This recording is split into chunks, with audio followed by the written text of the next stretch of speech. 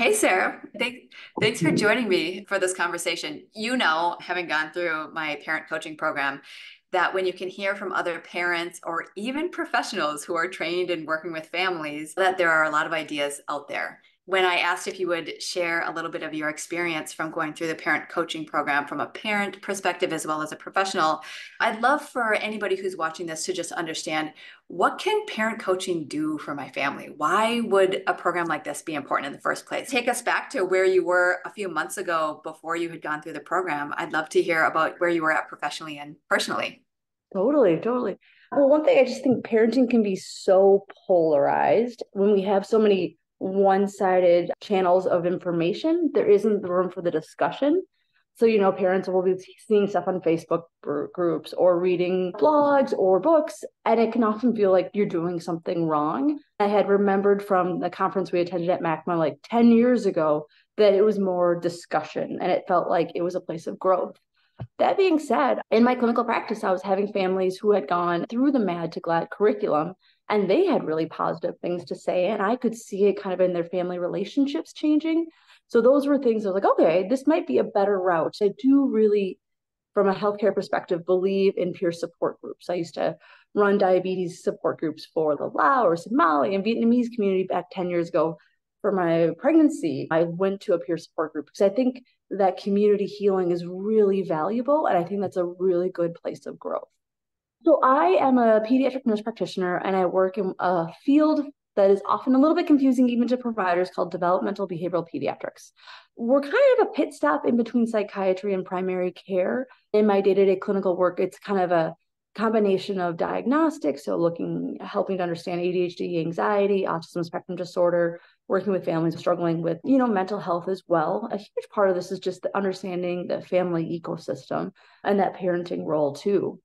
You're really familiar with the category that I talk about, which are the emotionally intense kids, the kids Yeah. who sometimes come across as ruling the roost, where we feel like we're walking on eggshells as parents at times because we're trying to figure things out and looking at a lot of resources. I see it professionally and I see it domestically as well because I have a very, reactive little 6-year-old. He's awesome and wonderful. But I mean, I can see the frustrations that families might have too, and the frustrations that the kids have because that's a hard place to be sometimes, especially if they're not, well understood. What would you say are some common challenges in the parenting realm? And maybe you've even experienced some of these. I feel like there's just so many pressures on parents that it often can feel like my child's broken, right? No child is broken, but it's just, sometimes our systems are really challenging to find success in. Families trying to just get through the day. I intentionally put like juggling balls behind me because we are like juggling so many things as parents. We're kind of trying to encourage our children gently or sternly to do a lot of activities that they don't want to do throughout the course of the day. Waking up, eating breakfast, going to school, taking a bath, practicing their reading, practicing their piano. Some kids decide they don't want to do that. And we have some of those, angry brains when that brain is on fire, as you described it. Yeah, you've read a lot of books, you've seen things on Facebook and social media posts. What was different about this program that maybe you hadn't expected and that was supportive? I really appreciate the lack of shame in the program. I remember like 8 years ago as a new mom looking at Facebook groups that seemed to be safe places, and they always turned into very polarized political, you're not doing it right, you're not doing it right. This was more a growth, a place of, hey, let's be introspective. And I really fully agree with a lot of the different pillars that you brought up through the curriculum. And let's think about it and let's work it into each of our different family systems because there isn't a right solution that's going to just transform the family. I haven't heard how you described it earlier about conversational space, and it really Yeah. is. I was talking to a gentleman a few nights ago. I was doing a presentation on how to calm fire in the brain, Yeah. and this dad came up to me and he said, I've learned a lot of parenting tools. I've worked with therapists, I've worked with other professionals. I've even gone through a parenting coach certification myself. So I know what to do, but things are still really intense at home. So I Mm-hmm. feel like, well, how, A, should I keep looking for resources? And B, how could I even consider moving forward in my career dream path Mm-hmm. if things aren't looking really great at home for me? The first thing that came to mind for me was, well, who's your community of support? Because updating our parenting styles isn't just about exploring how we were raised and what does the brain science say, which, I geek out on, or like, Mhm. what about the idealism of theory of attachment and creating secure attachment instead of like having kids who are anxious and having a hard detaching or they're kind of retaliating against us. And he looked at me point blank and he's like, I don't have a village. And Aw. so I know, right? I think actually like the secret sauce of Mad to Glad, yes, it's the practical step-by-step parenting tools, but it is the space for us. It's the space Mhm. for parents to reflect and say, here's my knowledge. Please don't talk Right. down to me because I've got a lot of knowledge. And now let's get it into our heart and go through steps that Yeah. honor like the actual behavior change that Right. that is needed. For this individual you're bringing up, part of me thinks it probably could have been a whole lot worse. I had a friend that who's a psychologist, and she's like, "Why are you taking parent coaching classes?" I'm like, "Cause it's really humbling and hard. We can all improve our game."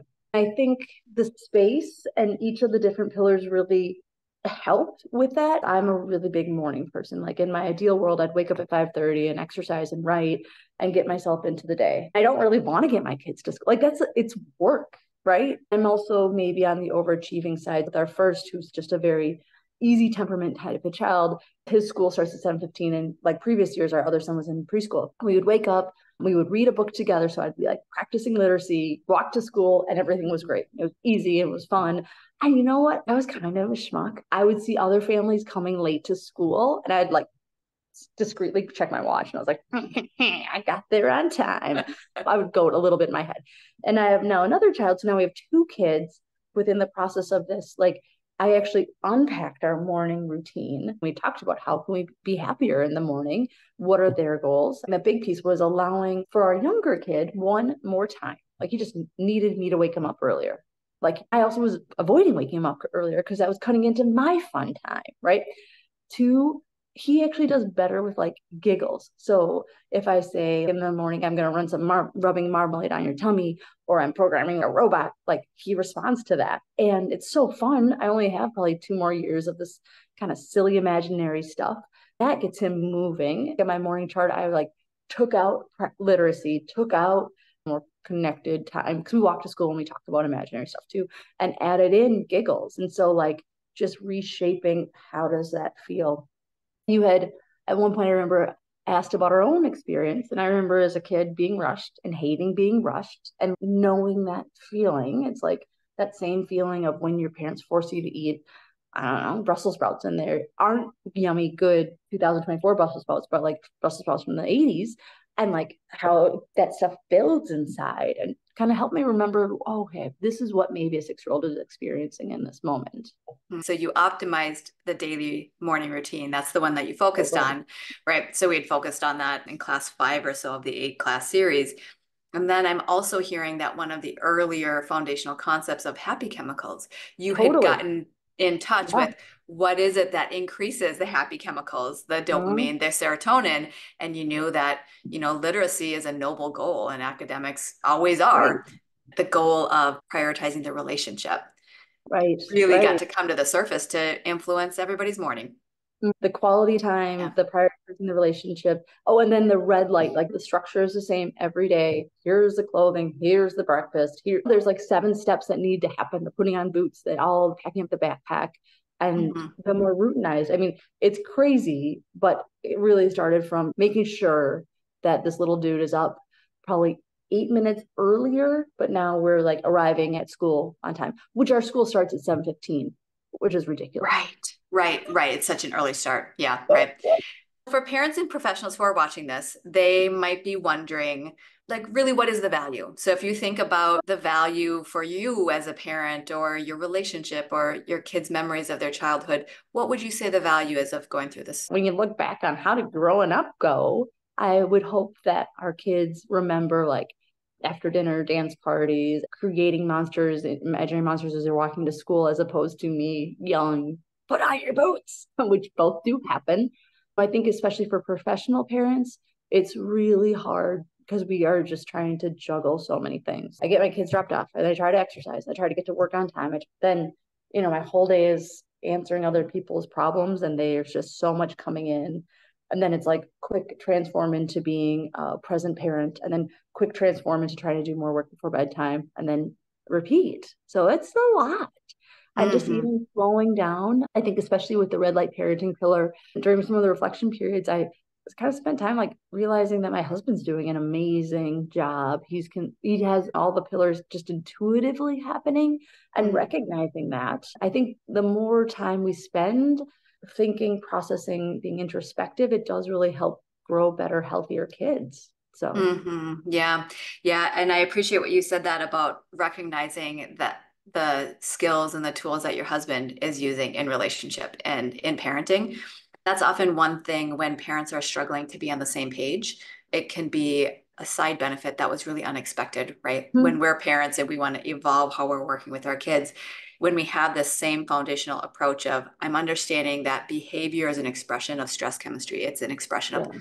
fire in the brain. When we Mhm. calm fire and we have the same goal that our kids, we're doing the best for our kids, right? What I love about it is it lets us also back off when we realize somebody's using these foundational pillars really well. It's like we probably don't have to spend energy looking for the next best thing and the next best Yeah. thing and the next best thing. You can rinse and repeat and just rest Mhm. in the simplicity of, we know how to create calm. We know how to prevent some of the fires and the storms. We know how to Right. be in those moments. And Yeah. it gives you more energy to focus on other things in life. Mm-hmm.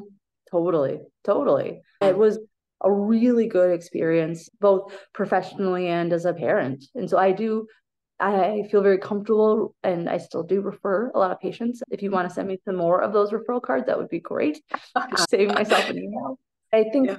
the one thing that struck me is that, like, often, I have a very constrained time with people. It's 40 minutes or it's 80 minutes. And I think all providers, we do this thing that's called anticipatory guidance, trying to coach and walk with families and help them. And I think it's too fast. So I really appreciated that, like, slow down of a week to think about a pillar, a week to like brainstorm, think through it, move through it, versus I think I say a lot of actually the same things in clinic, but like an auctioneer at like 55,000 miles per hour. I think it sometimes does just whoosh, go over heads because you don't need someone telling you it. I imagine most parents I'm saying these things to know them. It's not a knowledge deficit, but like kind of being able to dance through the ideas with other parents, I think is really helpful. Beautiful. Thank you. Thank you so much for Yeah. sharing about your Yeah. story and sharing your time here. I know others will find it really valuable to listen in on. Cool. Awesome.